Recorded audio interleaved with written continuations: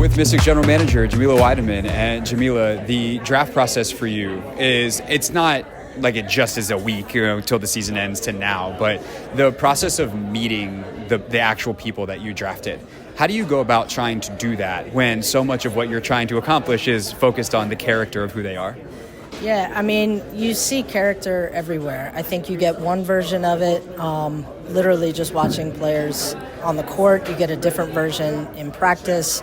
We also are really careful to get different perspectives on what they see, right? Because everybody has a subjective lens. And so our coaches and our scouts are providing evaluations and thoughts and gathering conversations from people that are within a player's life, whether that's former coaches, because that constellation of impressions is important.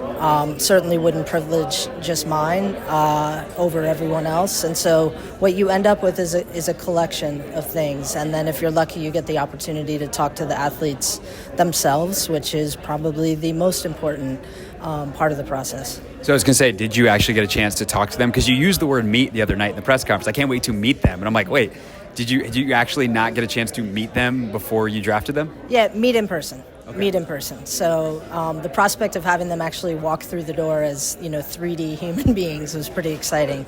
And when that in fact happened, it was a whole different level, because you do have an opportunity, whether it's for me on it was on Zoom with these guys, and you see them live. But at a certain point, when you go behind the curtain and you're trying to think through your decisions, things get distant.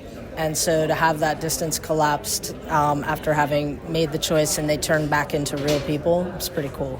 Not to say that media mock drafts are anything worth looking at other than it's something to reference, but of the 3 picks, the first 2 were very expected. Sonia and Kiki were kind of the consensus 3 and 4 players in this draft. Georgia was mocked anywhere from you guys at 6 to back even in the second round. So I'd like to, just because our time's limited, ask about Georgia. What separated her to be that 3rd pick for you at number 6 overall? Yeah, I mean, I think what we saw in Georgia was a very, very special combination of skills on the court and also just an incredible leader off of it. And to see her do that at 2 different universities and to be able to do that at Kentucky in just a single year, we thought was a reflection of somebody who's very, very special. She has an incredible amount of energy. She's proven herself.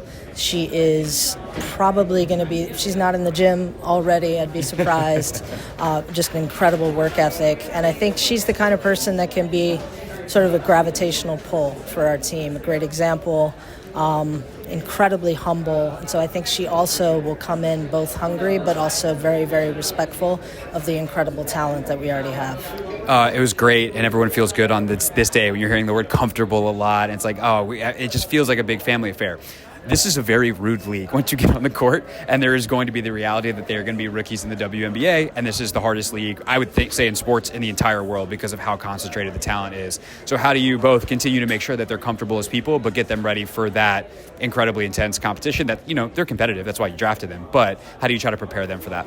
Yeah, I mean, I think you heard Georgia quote Coach Johnson saying iron sharpens iron, and that's a hint about what's in store as all of our players come back to market and we have a chance to get them on the court together. And look, this is a natural progression. I know it sounds strange, but it's a natural progression for elite talent.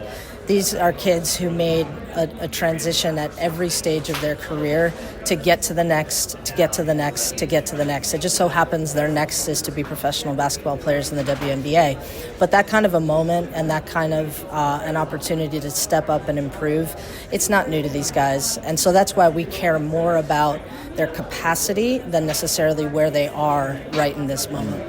All right, last question for you is about you. This was your first time going through this. What'd you learn about your first offseason as a WNBA general manager that you're ready to take into your first season and then ultimately offseason number 2? I think 2 things. One, I think I already knew, but if I didn't, I learned even more, which is it takes a tremendous team to be prepared in the way that you need to be prepared for a moment like that. And so I'm incredibly grateful to stand on, I think, the expertise and the developed strength at Monumental. And it's also a space that has a lot of freedom for me to inject my footprint and my way of thinking as well. And so I think this draft was an example of that. and to have fun in the process. Like, at the end of the day, it's got to be a joyful process. It can't just be fun when you win. I've seen that, and it's never true. And so I think I will carry that into the season as well. Jamila Wideman with us here on The Hoffman Show. Jamila, thank you. Thank you.